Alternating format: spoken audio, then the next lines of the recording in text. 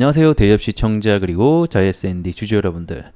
자이언드 관련해서 여러분들이 투자하시면서 알아야 되는 중요한 이슈와 주가 영향을 미칠 만한 요소들 하나하나 알려드리는 멘토 유진욱입니다. 자, 오늘 여러분들과 함께 얘기해볼 주제는 이 금리 인하에 대해서 함께 얘기를 해보도록 하겠습니다. 이 건설업에 있어서 가장 중요한 것 중에 하나가 바로 이 금리이기 때문에 현재 금리 인하가 9월 또는 10월에 이렇게 예정이 되어 있죠.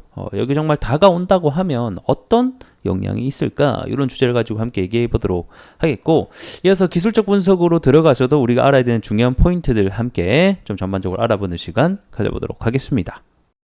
자, 건설사 이슈 함께 보도록 하겠습니다. 우리 건설 매매 하시는 분들은 다양한 경제적인 변수가 있겠지만 그 중에서 가장 중요한 것 중에 하나가 바로 이 금리를 뽑을 수 있을 것 같아요.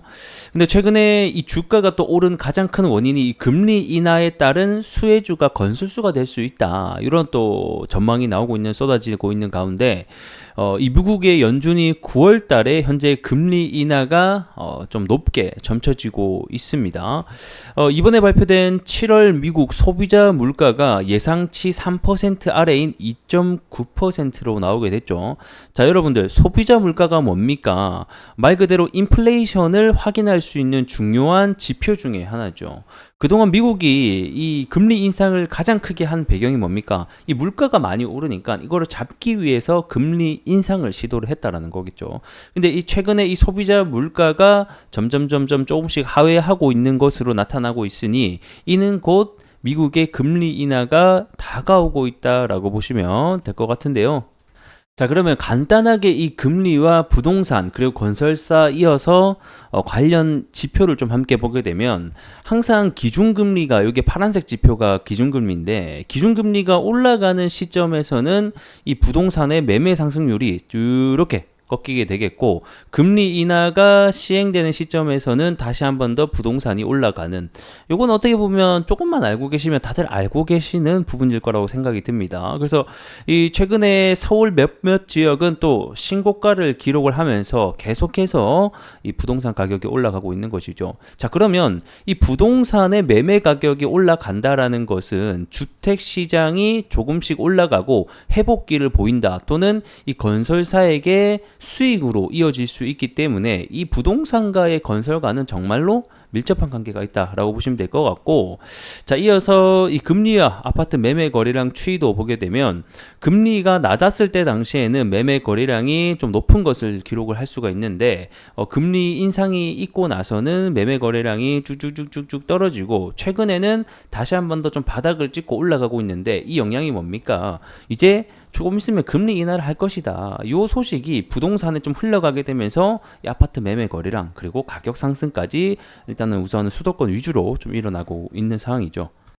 그래서 그만큼 이 금리 인하를 할 것인가 또는 상승을 할 것인가 이런 대외적인 부분도 우리가 꼭 건설을 매매하시는 분들이라고 하면 확인을 해보셔야 되는 상황이고, 여기서 조금 더 딥하게 들어가자면 금리 인하가 단기적으로 시행이 되면 주가는 그러니까 단발성으로 오를 수는 있습니다. 그리고 중장기적으로도 오를 수가 있겠죠. 아무래도 주택시장이 회복될 것이라는 좀 부분들이 있기 때문에 하지만 처음 금리 인하가 되는 시점 있죠. 요때는 우리가 좀 조심을 할 필요가 있습니다. 왜냐하면 첫 금리를 인하를 한다라는 것은 그만큼 경기적인 부분이 안 좋을 가능성이 높기 때문에 미국 연준에서 금리 인하를 시행을 하는 것이거든요. 최근에 이 지수가 한 차례 크게 빠졌던 적이 있었잖아요. 코스닥이 13%, 이렇게 이게 뭡니까? 미국의 고용 지표가 실업률이 굉장히 높게 나왔다. 뭐 결국에는 이게 알고 보니까 일시적으로 뭐 날씨 영향이라던가 이런 부분들이 겹치게 되면서 일시적으로 좀 튀게 된 거지만 어쨌든 간에 이렇게 실업률이 높다라는 것은 미국의 경기가 침체된 것이 아니냐, 이런 우려 때문에 지수가 크게 폭락을 했잖아요. 그렇기 때문에 결국 금리 인하를 처음 시행하는 단계에 있어서는 경기가 안 좋아서 금리를 인하할 가능성이 높기 때문에 결국에는 이는 지수의 하락으로 이어질 수 있거든요. 지금까지 역사적으로 봤을 때 항상 금리 인하가 처음 시행되는 구간에 있어서는 항상 지수가 하락을 했단 말이에요. 그러면 지수가 하락을 할 때는 전 종목이 빠질 확률이 높아요. 그러니까 중장기적으로 봤을 때는 건설주가 금리 인하에 대한 수혜주가 될 수는 있겠지만 단기적으로 경기가 안 좋아서 금리 인하를 처음 시행하는 구간에는 주가가 같이 하락에 나올 수 있으니 이러한 부분들을 우리가 항상 염두에 두고 있자라고 보시면 좀 좋지 않을까 이런 생각이 듭니다. 자, 그래서 다시 돌아와서 일단은 9월달 FOMC 때 이 미국 연준이 어떤 발언을 할지, 정말 금리 인하를 할지 여부를 우리가 좀 우선 지켜봐야 될 것 같고, 그 전에 계속해서 나오는 여러 가지 지표들 상황을 확인을 하면서 금리 인하가 되는지를 좀 체크하자 이렇게 보시면 될 것 같습니다. 그래서 미국 연준이 9월달 금리 인하가 시행이 되면 아마 우리나라는 뭐 10월이나 뭐 11월이나 아마 그 뒤에 좀 금리 인하가 좀 되지 않을까 이런 또 생각이 듭니다. 뭐 요새는 이 집값을 잡기 위해서 하느니 금리 인하를 좀 늦출 가능성도 있다 뭐 이런 얘기가 나오더라고요. 어쨌든 간에 이 금리 인하가 시행되는지 여부를 우리가 좀 체크해 봐야 될 것 같고 이거에 대한 기대감이 어느 정도 반영이 될 수 있다. 라고 보시면 될 것 같습니다. 하지만 이 금리 인하가 되더라도 아무래도 주택적인 부분 그리고 실적적인 부분 그리고 뭐 수주적인 부분 요거에 따라서 주가의 변동성은 좀 다르게 나타날 수 있다는 점 알고 계시면 될 것 같아요.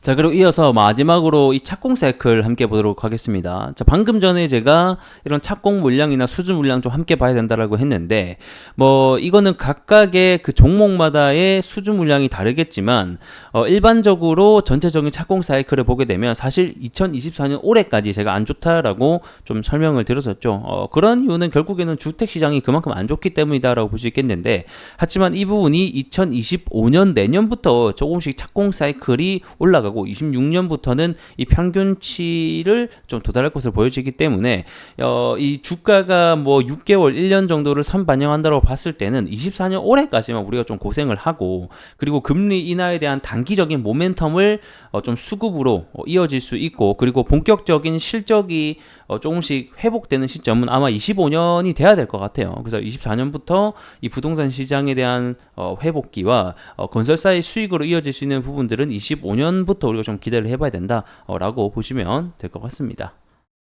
자, 차트 함께 빠르게 보도록 하겠습니다. 최근에 이제 하락을 단기적인 이런 추세의 하락을 좀 딛고 일어서려고 하는 움직임들이 나타나고 있고 이 바닥 부근에서의 좀 거래량이 들어오고 있습니다. 일반적으로 이 바닥 부근에서 들어오는 거래량은 두 가지가 될 수 있겠는데 이 추세를 벗어나려고 하는 움직임이 될 수 있고 그냥 단발성 위에서 물량을 털어내는 움직임일 수도 있거든요. 요거는 뭐 차후에 주가가 어떻게 흘러가는지를 지켜봐야 되는 문제이겠지만 전반적으로 어떤 경제 상황을 봤을 때는 이제는 좀 올라갈 수 있는 부분들이 좀 있지 않을까 이런 생각이 듭니다. 최근에는 이 장기 이평선을 돌파하기 위한 움직임들이 나타나고 있기 때문에 이 단기적인 저점을 형성하는 부분이 우상향으로 추세를 밟고 올라갈 수 있다라고 하면 이제는 좀 기대해 볼 수 있는 부분들이 남아있지 않을까라는 또 생각이 듭니다. 하지만 여전히 전체적인 추세는 하방에 조금 이루어져 있고 이 추세가 돌아가는 시점이 본격적인 상승이 나올 수 있는 지점이라서 제가 봤을 때는 주가가 그래도 이 과거에 매물대가 있었던 구간대 위쪽까지는 좀 올라와 줘야지 이제 추세가 완벽하게 돌아나가서 올라갈 수 있는 부분들이 생기겠구나라고 좀 설명을 드릴 수 있을 것 같습니다. 그리고 최근에 이 JS&D 같은 경우는 GS 그룹의 계열사이기 때문에 이 GS 건설과의 주가도 좀 함께 같이 보시는 것이 어떨까 싶습니다. 23년도 좀 사태가 있었죠. 7월 달에. 그때 당시에도 주가가 하락했을 때 JS&D 역시 좀 비슷하게 주가 하락이 있었기 때문에 최근에는 비슷한 흐름의 움직임들이 나타나고 있다. 아무래도 이 GS 쪽이 먼저 움직이고 JS&D가 후발적으로 좀 움직이기 때문에 그런 부분들도 함께 좀 체크해 보시는 것도 중요한 포인트가 될 것 같네요. 자, 오늘 영상 여기서 마무리해 보도록 하겠고요. 저는 또 다음 시간에 인사드리도록 할게요. 고맙습니다.